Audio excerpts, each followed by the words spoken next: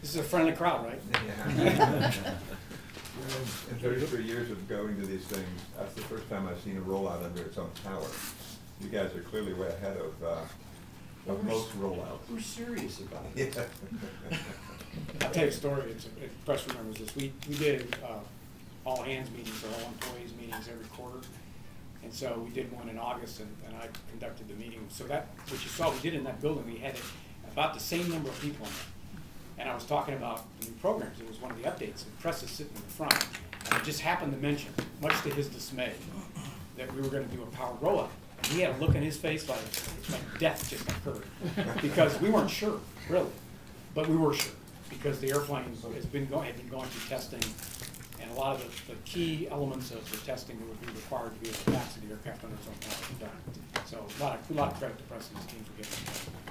And kind of just building on that, can you kind of just give an overview of where the program is right now in terms of status, in terms of what the flight test program is going to look like, just kind of a brief overview of what milestones been accomplished already? Yeah, I mean, this is the first of 5 airplanes that will end up in the flight test program. 3 are fully instrumented, what we refer to as flight test airplanes. 2 are lesser instrumented. 1 will have a complete interior in it. Those 5 airplanes should amass maybe 1,800 or so hours of flight testing over the next year and a half, 18 months, 20 months, something like that. Obviously you've seen the first one. The second airframe build is actually in our static test hangar going through safety of flight testing right now.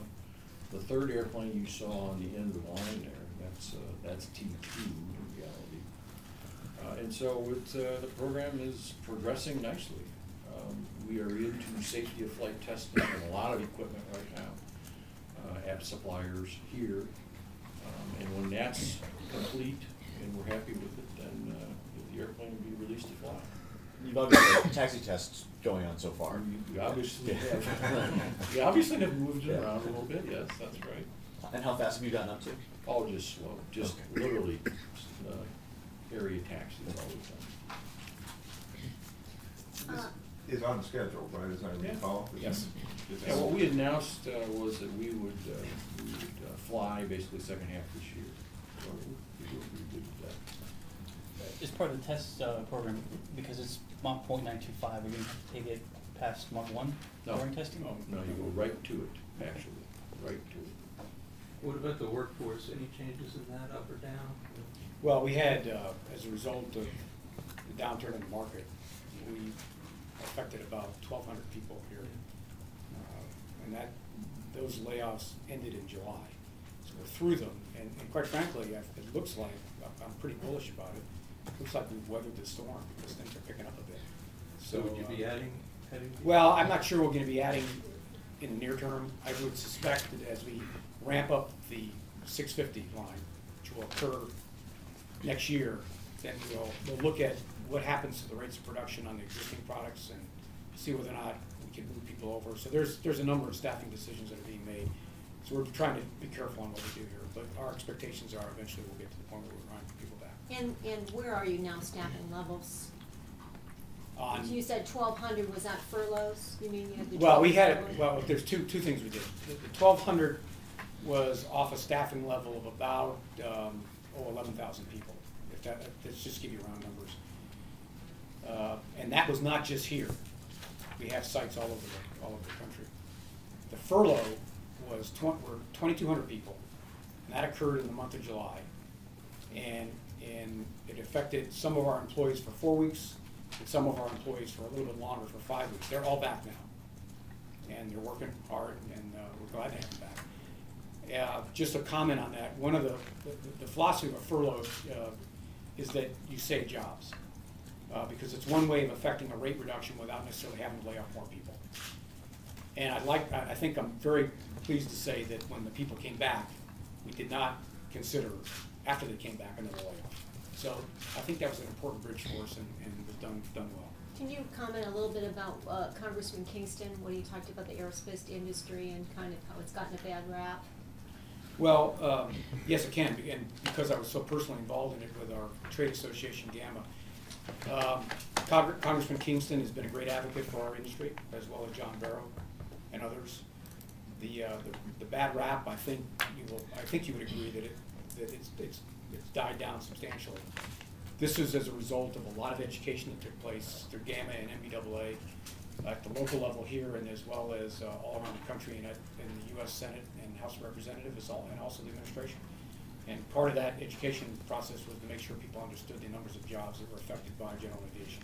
Not only those directly employed, but those indirectly employed. Hotel staff, restaurants, drivers. It just multiplies itself. And you can imagine. You saw what happened in Las Vegas when they got a bad rap for conducting conventions. What happened? It dried up. And that's pretty much what started occurring in general aviation. So we went very aggressively at it, but we did it professionally, although there was an emotional time for everybody. We did it professionally, and I think the benefits have been seen. Congress especially has seen the light and understands, especially when you have a congressperson that in their district has a manufacturer or a supplier, someone that has something to do with general aviation, could be an airport. They understand the importance of it, so they're less likely to say something derogatory, which is good. And I think, quite frankly, to give them all credit, because I don't want to sound like we're being critical of them, they needed to be educated on our business and our industry, and I think now that they are, they're great advocates for it. And what do you think this means for this community, the rollout today? Well, we invested, as Pete Lakakis mentioned, $400 million here, a little bit over that. We made a commitment to this community years ago, and we're still very bullish on it. So what does it mean? Well, it means jobs. It means that we're going to be able to support this community with more people. We're the biggest donor for the United Way, as well as a number of other charities. We have a volunteerism spirit here, and so this just underscores the importance that this community has to make this kind of investment here and make this commitment that we made. Now, I could add to that as well. With the 650, it's sort of a statement by Gulfstream. It's a statement by General Dynamics about the future. It's a willingness to invest in all new product, all new. I mean, this is the first new, different cross-section since the G2. And that is, it's a measure of confidence. It's a statement about confidence in the product, in the company, and in the future. So I think it's very meaningful for the employees and for the company.